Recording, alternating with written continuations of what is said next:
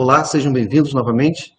Estamos aqui nesse segundo vídeo, nessa continuação da apresentação do movimento de rotação de corpos rígidos. No primeiro vídeo, na primeira apresentação, nessa primeira videoaula, vocês viram um pouco da noção do centro de massa.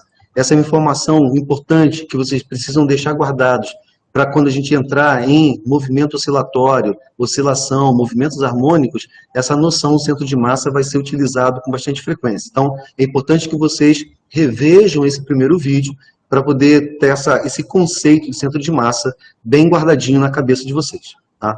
Nesse segundo vídeo, nessa segunda videoaula, a gente vai falar um pouquinho sobre a cinemática de rotação.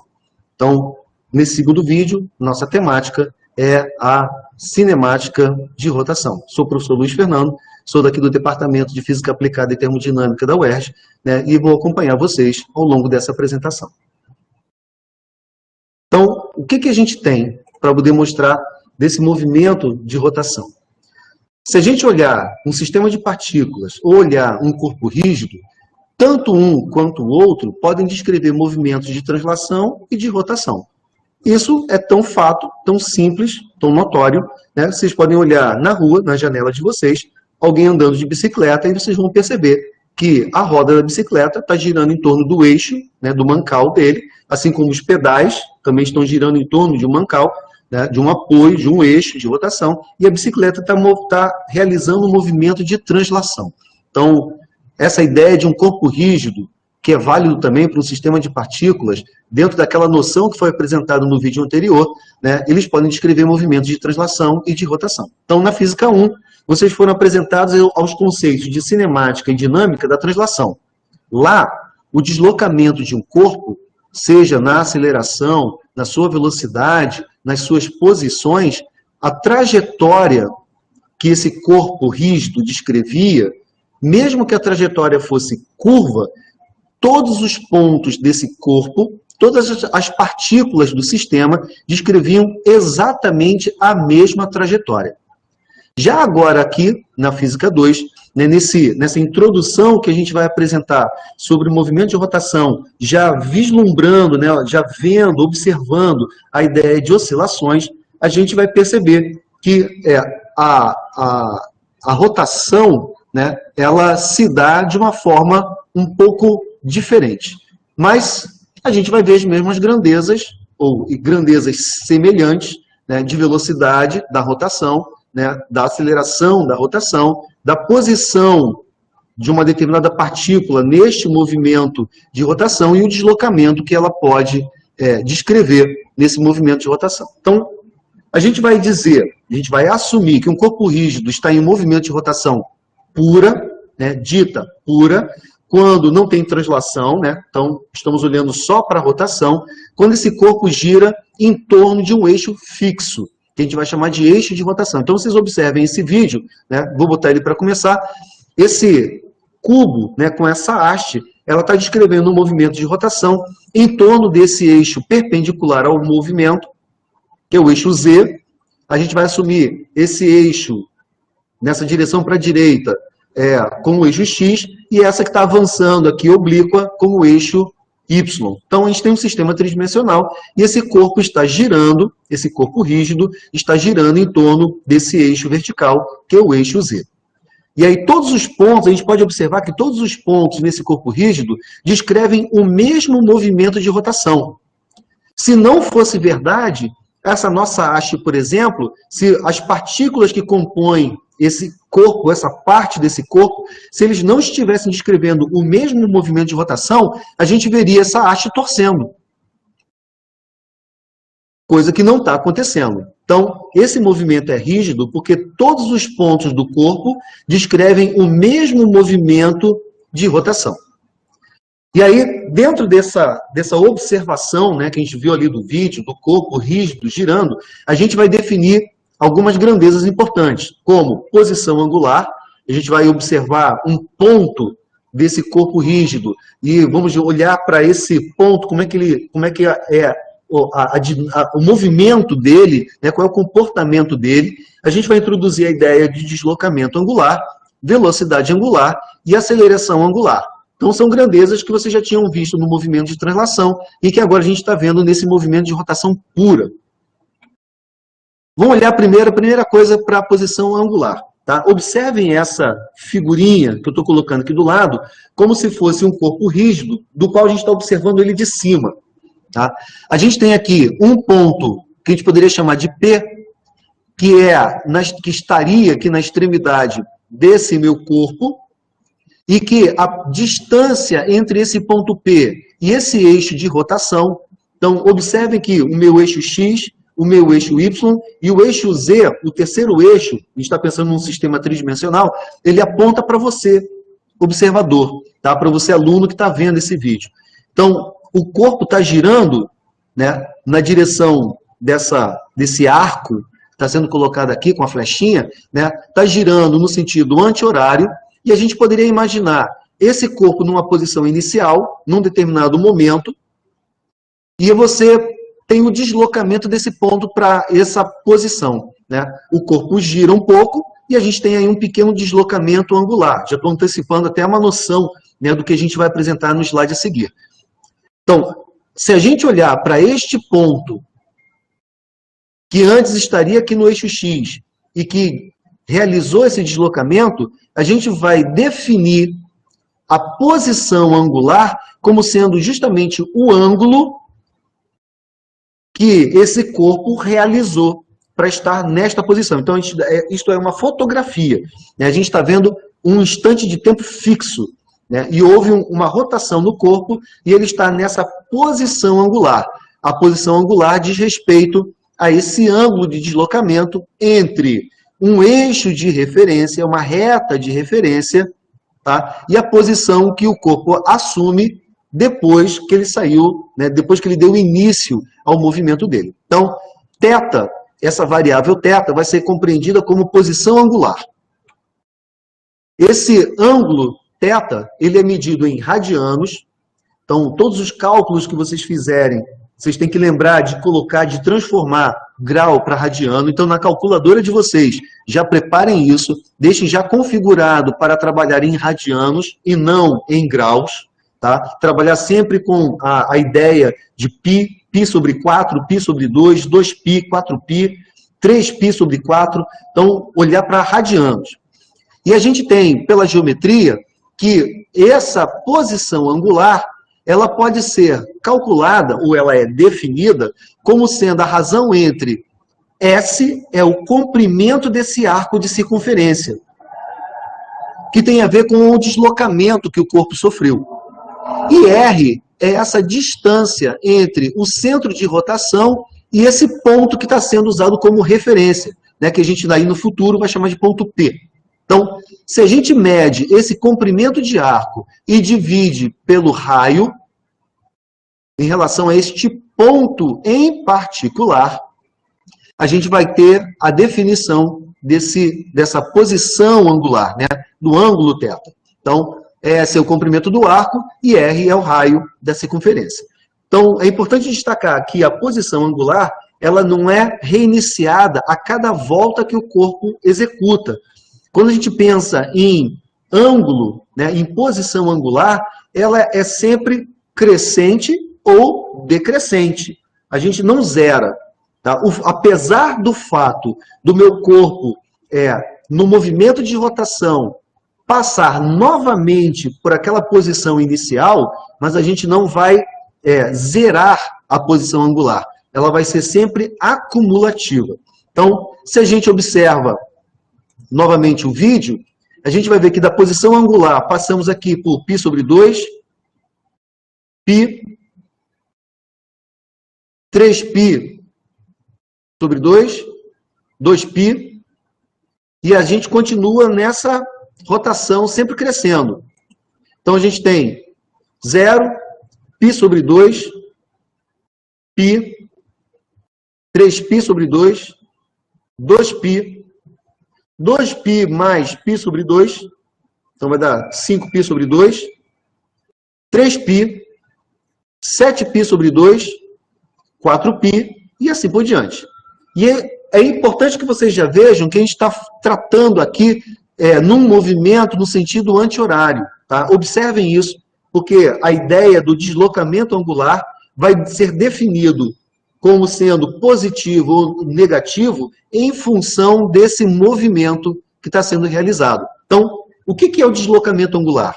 O deslocamento angular é essa diferença entre duas posições angulares observadas numa evolução temporal. Se a nossa rotação está no sentido horário, ou perdão, no sentido anti-horário, a gente vai assumir que esse delta θ, que é o nosso deslocamento angular, delta θ, que é θ2 menos θ1, ele vai ser positivo.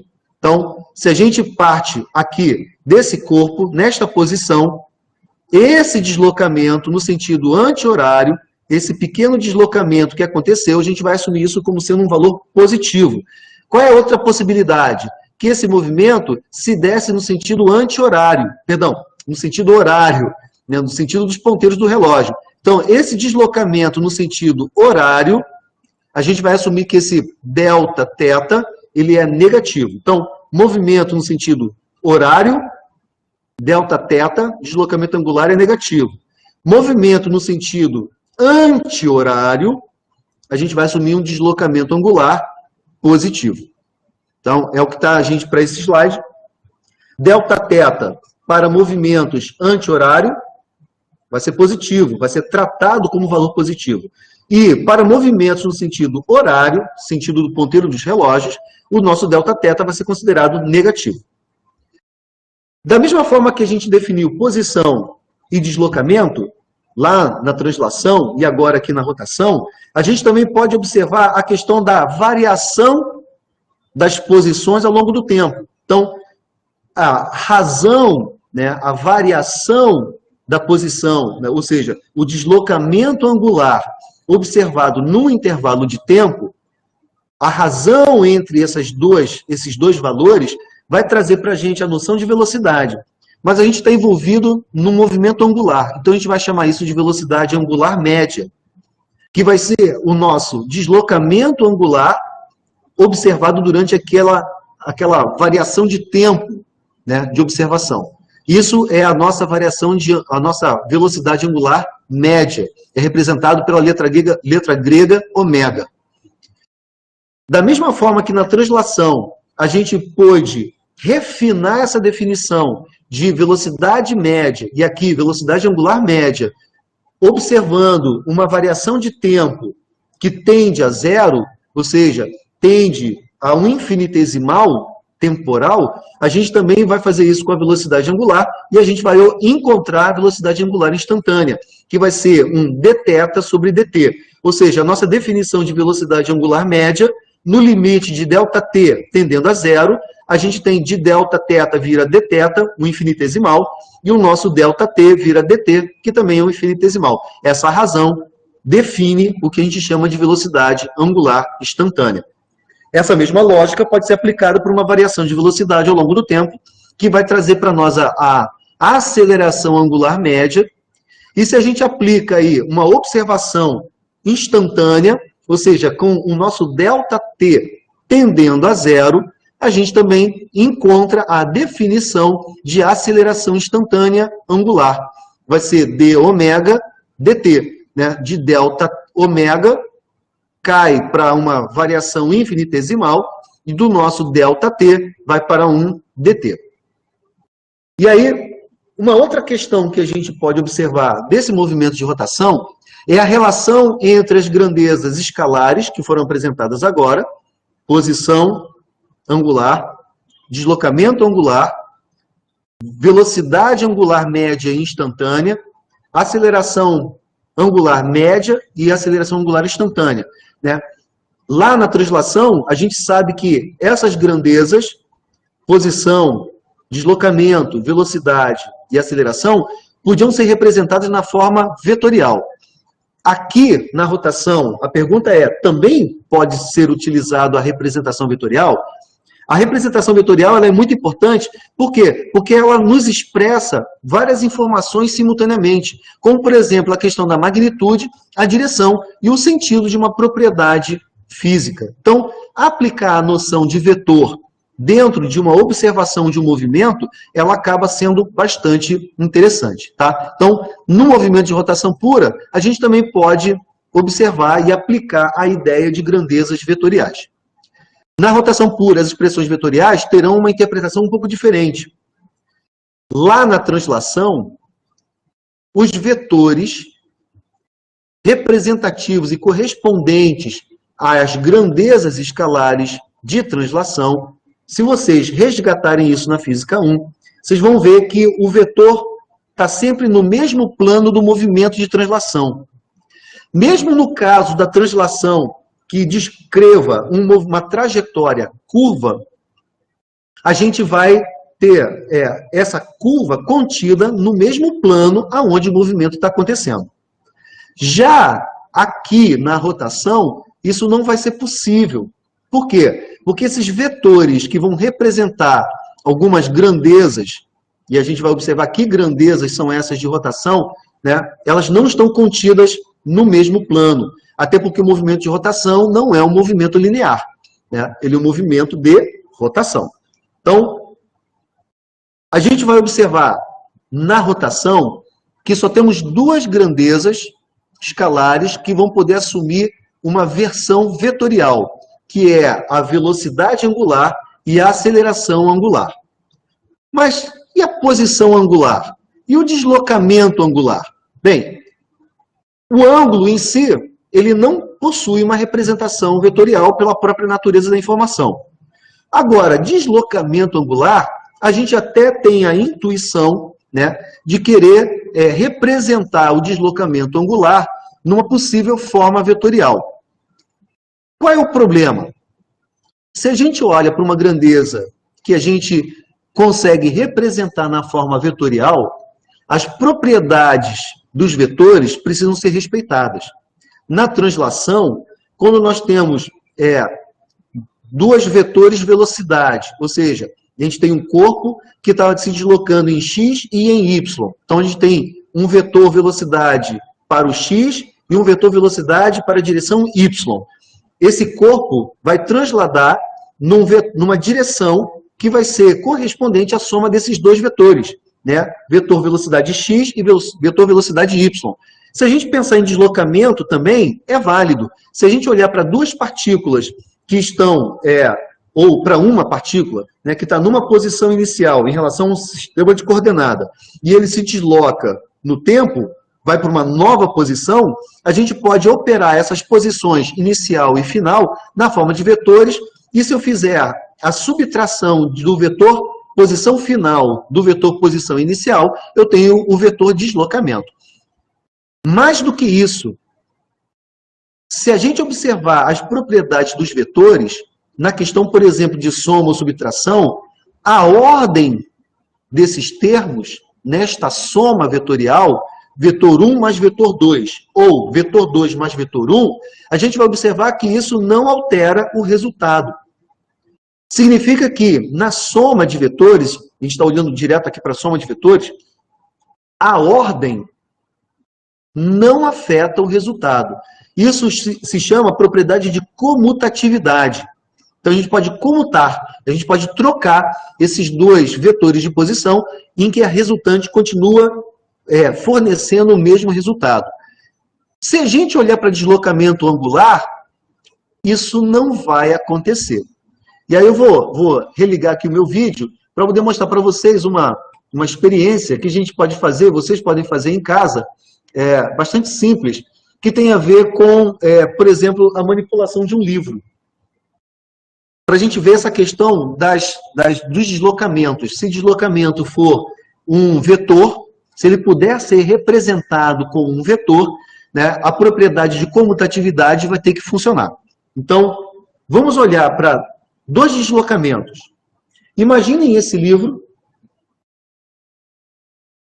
eixo X, eixo Y, e o eixo Z está apontando para você, que está observando e está vendo esse vídeo. X, Y e Z. Eu vou fazer dois movimentos. Vou provocar dois deslocamentos. Vou primeiro pegar nesse eixo X e eu vou fazer com que o meu livro aqui, ó, gire em torno dele, tá? Então, eu vou girar, se o eixo X aponta para lá, o sentido anti-horário está girando nessa direção que minha mão está fazendo aqui no vídeo, né, que vocês estão vendo. Então, eu vou girar 90 graus, π sobre 2 em X. O eixo Y está apontando para cima. E agora eu vou girar, eu vou deslocar 90 graus, π sobre 2, em torno do eixo Y. Vejam a posição final do livro. Então, ó, novamente. Posição original. Vou deslocar π sobre 2 em X. π sobre 2 em Y. Essa é a posição final desse movimento. Guardem essa posição. Agora eu vou inverter a ordem desse movimento. Em vez de deslocar primeiro em X e depois em Y, eu vou fazer primeiro em Y e depois em X. Então eu vou girar π sobre 2 em Y e agora eu vou girar π sobre 2 em X. É fato que o livro não terminou na mesma posição.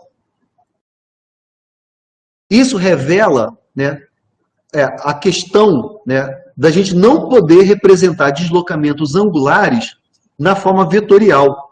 Porque se eu somo, se eu represento o deslocamento em X e em Y como vetores, deveria dar o mesmo resultado se eu fizesse o deslocamento primeiro em Y e depois em X, e o que não acontece. Então, o deslocamento angular não é uma grandeza vetorial. Tá? Então, essa é uma ideia importante que vocês tenham memorizado. Tá? Ou seja, se a gente pegar o livro, é o que está explicado aqui no slide, vou passar isso daqui mais rápido, que foi exatamente o vídeo, essa imagem que eu passei para vocês, as posições finais, tá? Elas são diferentes. Então, vamos ver a velocidade angular e a velocidade, a aceleração angular, nas suas representações, né, vetoriais. A velocidade e a aceleração angular, as instantâneas, elas são representadas por vetores que são perpendiculares ao plano de rotação.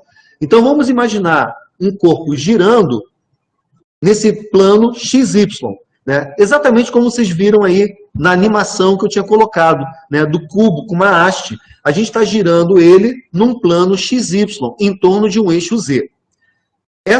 Essa relação de eixos X, Y e Z segue o que a gente chama de regra da mão direita. Ou seja, se o dedão aponta na direção X e o indicador na direção Y, o nosso dedo médio estaria apontando na direção do eixo Z.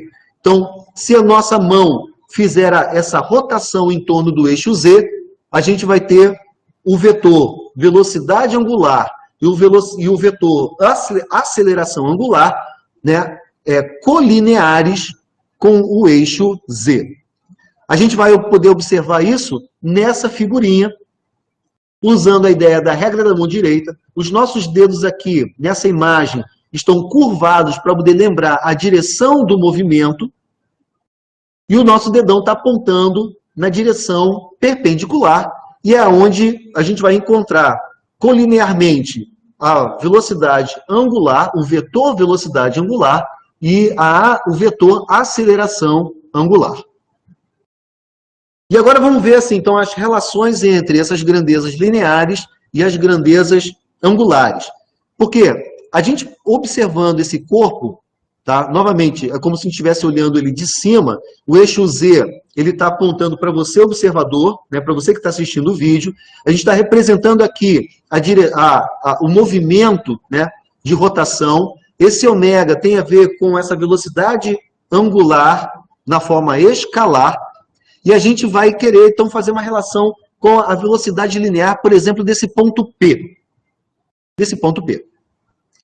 Vamos observar que durante um tempo T, esse nosso corpo, esse ponto P que estava aqui sobre o eixo X, durante um intervalo de tempo T, ele tenha se deslocado Δθ e tenha parado nesta posição.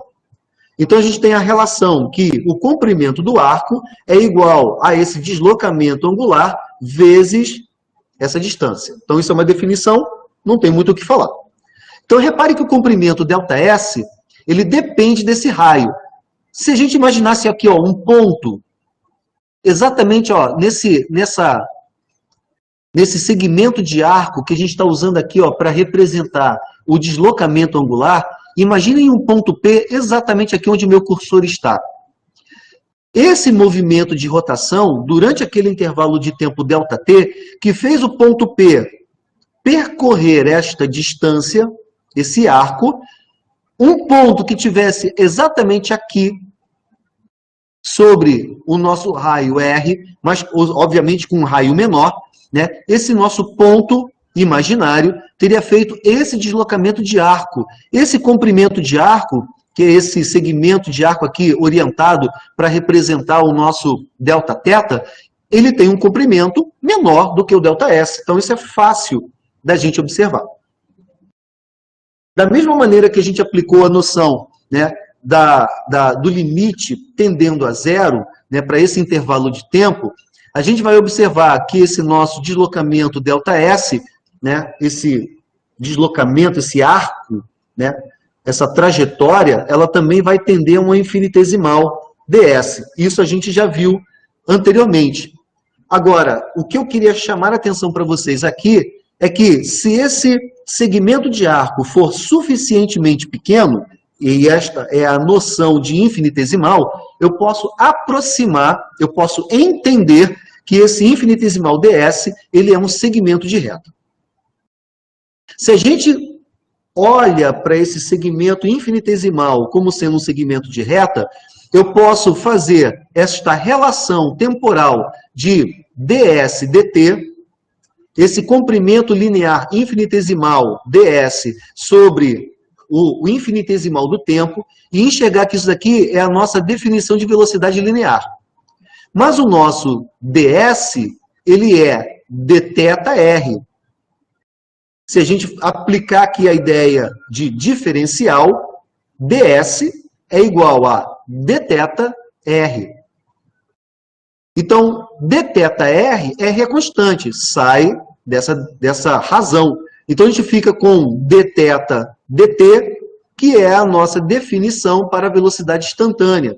Então, velocidade linear de quem? Do ponto P. Por quê? Porque é ele que está descrevendo, na verdade, este movimento com esse arco ds, que está a esta posição, a essa distância do nosso centro de rotação. Ele é um ponto P que dista R do centro de rotação. Então, essa velocidade linear, ela se refere a todos os pontos que distam esse raio R em relação ao centro de rotação.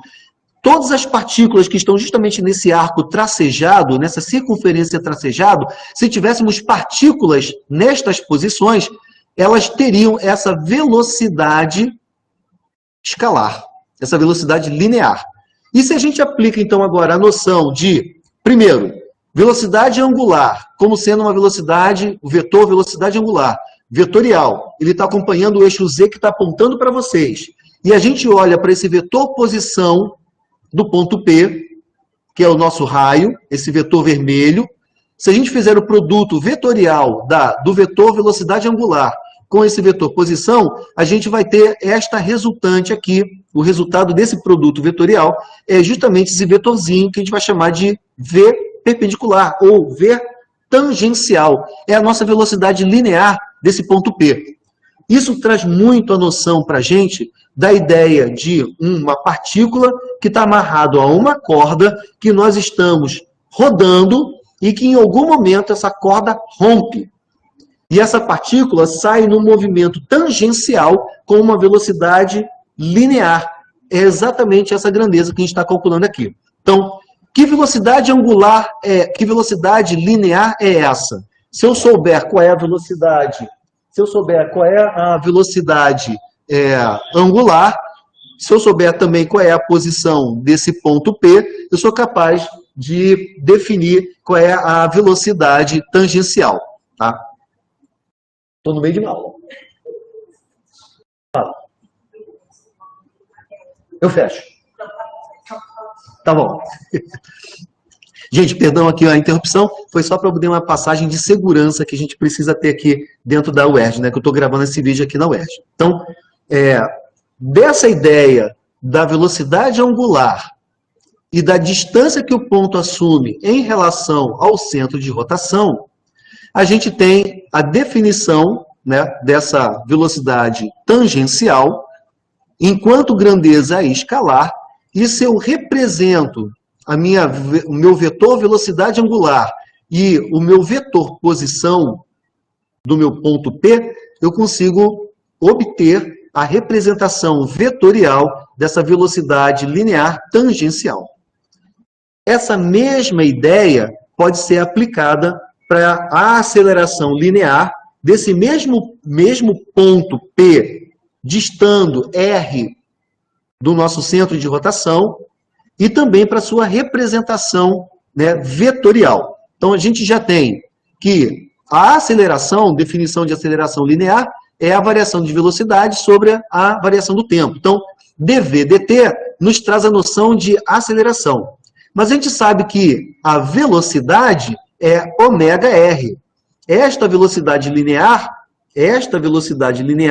quem está derivando, ele é ω/r. Como r é constante, sai da razão. A gente fica com dω/dt, que é a nossa definição de aceleração angular. Isso daí já vimos em slides anteriores. Então, a aceleração linear, ou a aceleração tangencial, ele é calculado como a aceleração angular instantânea vezes o raio da partícula.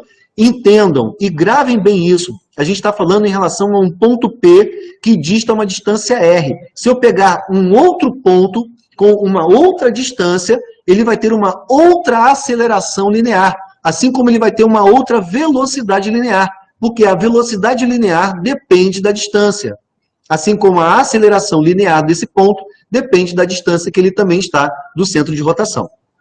E se a gente assume as representações vetoriais da aceleração angular instantânea e desse vetor posição, a gente consegue ter a noção do vetor aceleração tangencial desse ponto P. Então, com isso, a gente tem essa relação entre as grandezas escalares da rotação e as grandezas vetoriais da rotação. Tá bom?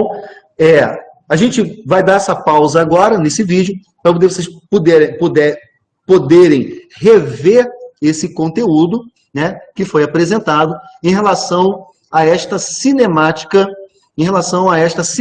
de rotação. Então, vimos nesse vídeo a questão do movimento de rotação, ele gira em torno de um eixo de rotação. A gente tem aí a noção de velocidade angular, de aceleração angular, de deslocamento angular e de posição angular. Sendo que, dessas 4 grandezas escalares, 2 podem ser representadas na forma vetorial: velocidade angular e aceleração angular.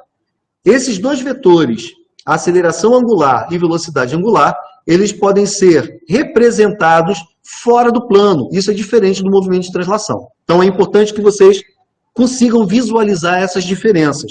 Tá? O vetor ômega e o vetor alfa, né, eles são perpendiculares ao plano de rotação. E a gente também pode quantificar esses valores em relação, né, aos movimentos, e temos também os movimentos lineares das partículas, que são dadas pelas expressões, né, de velocidade tangencial e de aceleração tangencial. Então, esse é um resuminho, né, desse vídeo que foi apresentado para vocês agora. Espero que vocês aproveitem, estudem, revisem e se preparem para o próximo vídeo, onde a gente vai falar um pouco sobre a dinâmica de rotação, que é importante para preparar a nossa compreensão com relação ao movimento de oscilação, né, aos movimentos oscilatórios ou os movimentos harmônicos. Então, espero que vocês tenham aproveitado e até o próximo vídeo.